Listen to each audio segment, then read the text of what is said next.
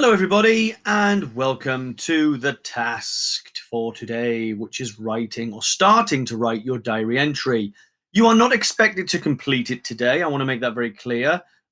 You would at least be expected to do two of the paragraphs. There are four in total, and those two paragraphs would be your introduction and the first group of events which would make up the main body of the diary entry.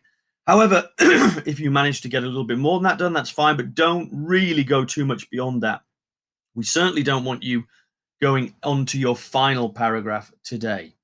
Okay, so hello, I can write a diary entry. Yeah, okay, clearly, which clearly explains the key events of Romeo and Juliet. Okay, fair enough. While also describing the impact these words had on a character from the story. Okay, so Friar Lawrence, writing the diary entry, which clearly explains these key events. Right, okay, we've got our success criteria. 1, write in the first person. 2, write in the past tense. 3, use powerful adjectives and adverbs. 4, use informal language. And 5, use exclamation marks. Right, very quickly, for those of you who want to get on your own, should I say, get on writing on your own without watching the model, which I'm about to do, that is absolutely fine. The only thing I would say is that if you are going to do that, please make sure that you, again, only do 2 paragraphs and maybe a third one. Okay, so up to 3 paragraphs. Do not go into your final paragraph today, though. Make sure you're following the success criteria. And finally, if you want a challenge, have a look at the final slide in the slideshow, should I say, that's been shared with you today. It's a challenge about using Shakespearean language. Okay, so if you want to head off now and you don't want to watch the model, please do that. Everybody else, I'm going to now model my start to the diary, okay, or the diary entry. So let's first of all click down to here. I'm going to go 2 spaces down, so I'm not writing just or directly underneath the success criteria. So first of all, I'm going to start with a date. Now, Wednesday, I thought Wednesday might be quite a middle of the week. Seems like a relatively straightforward time to write about. I know that it's Thursday today, or it could be Wednesday, or whenever you're writing this.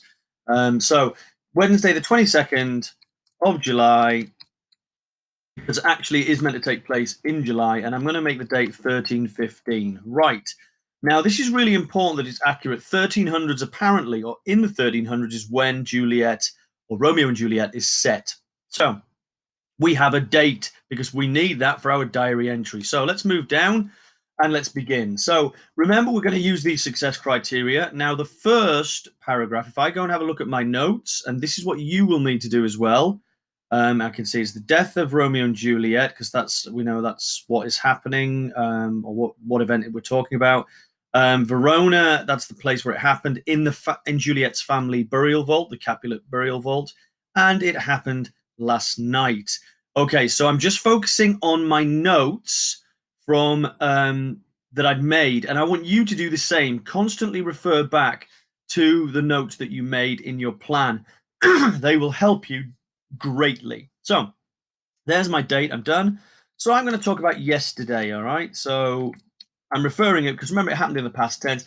Yesterday was the worst day of my life.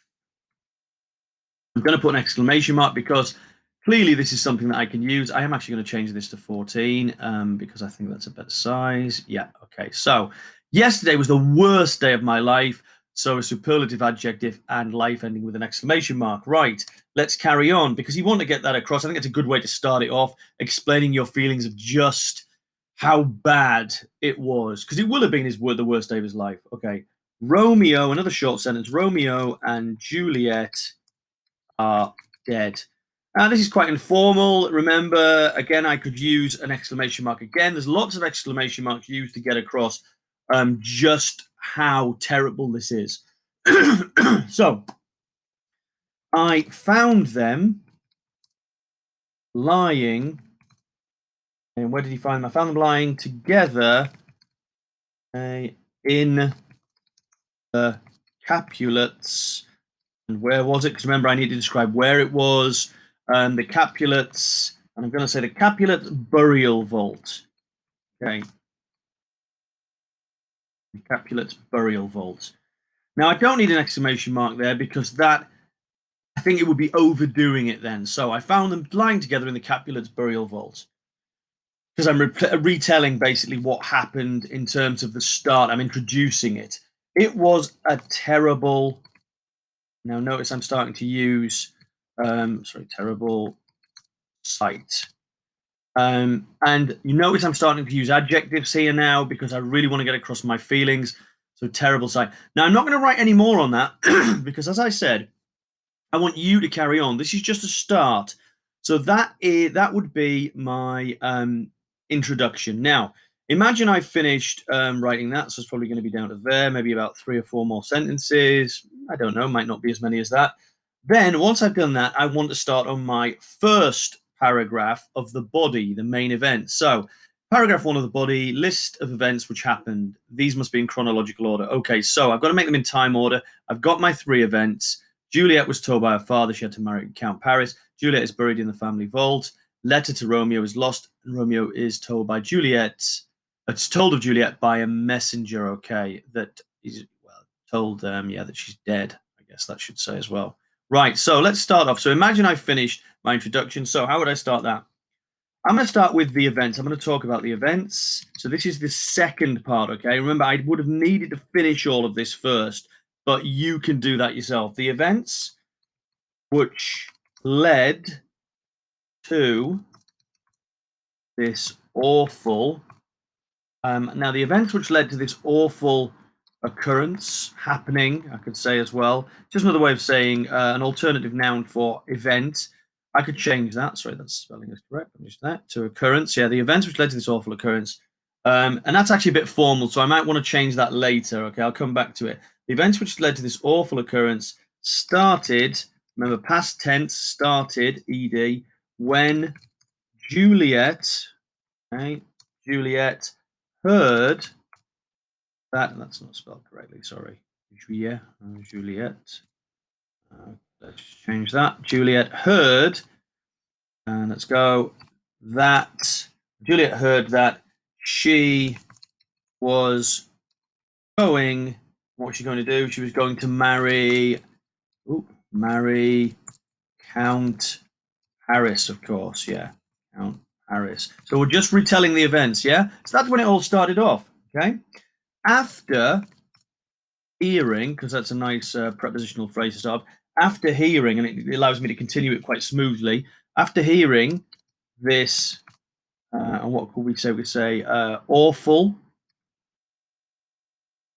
We've already used awful, haven't we? So disastrous, maybe. Disastrous. Calamitous, calamitous. This calamitous.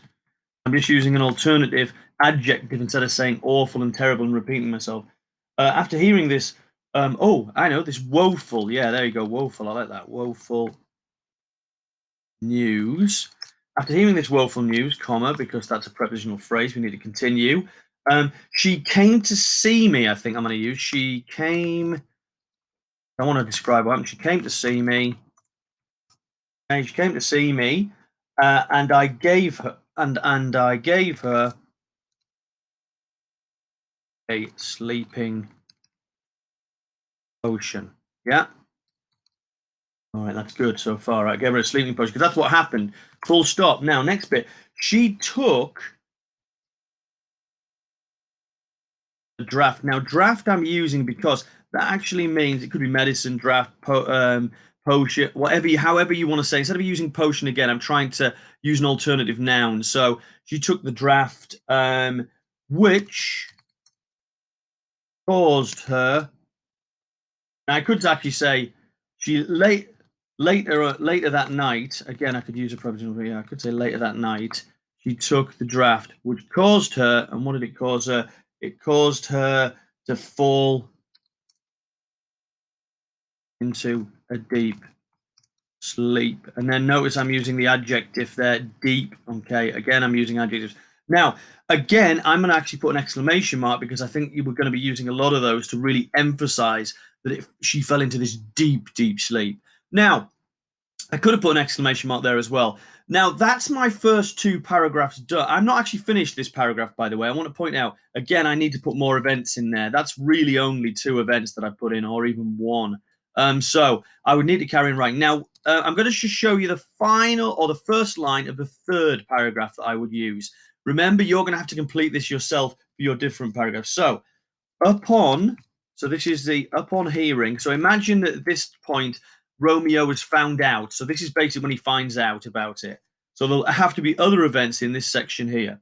Upon hearing, this is third paragraph, upon hearing, and I can just show you in my plan what that looks like. Romeo rushes back to find Juliet dead. She's actually in the crypt. So that's what I'm talking about there. I'm introducing that part. Okay. So third paragraph. Upon hearing of his darling wife's death, okay, Romeo desperately, and then notice I'm using desperately. I can always notice desperately, desperately, and notice I'm using a adverb there. Desperately rushed, because you can imagine, and that's the way I imagine him coming back as Friar Lawrence. Desperately rushed back to Verona. Okay, full stop. Yeah. Or exclamation mark, maybe. Yeah, I'm going to leave it like that. So I'm retelling the events according to what I remember happening. So remember, it's first person, but at the same time, you're going to have to be talking about what happened in the third person in terms of the different people and characters. But you can always talk about it from your point of view. So that's how I've started my third one. Remember, that's not finished. And that's how I would start writing, or these are ideas for you to start writing your own paragraphs. Always be referring back to your plan, looking at what you've put, because that's really, really important for the actual, in order for you to transfer your notes into your diary entry. Okay, that's it. Have a go and see how you get on. Remember, only if you only manage to get two paragraphs done, that's fine. Okay, because you can always do the third and the fourth one tomorrow. So don't worry too much. See how far you get with that. Okay, thank you.